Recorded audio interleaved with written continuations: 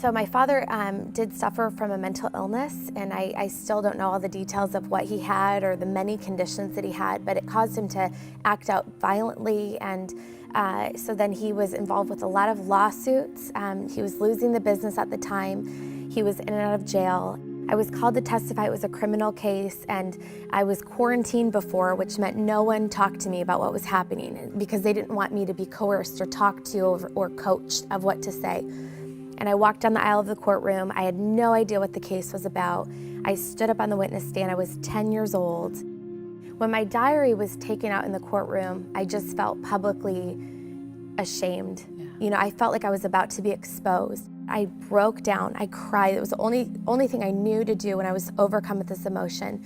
And in a time I really needed an advocate, I really needed somebody to defend me or be on my side, the judge stood up and told me I needed to suck it up. I thought, you know, looking at somebody in authority, trying to respect my elders, I just thought sucking it up is what I'm supposed to do. That's the adult way to handle pain. I'm supposed to bottle my emotions. I'm not supposed to let people see me cry. And I lived that way for the next 20 years. It was very difficult. Not only did I lose my father, you know, at that courtroom scene, I mean, he was taken away and went to jail, and I didn't see him. I mean, there was no closure, there was no happy ending. You know, we haven't reconciled. But my mother, just a few short years later, ended up leaving me as well. So I was really left to fend for myself at the age of 13.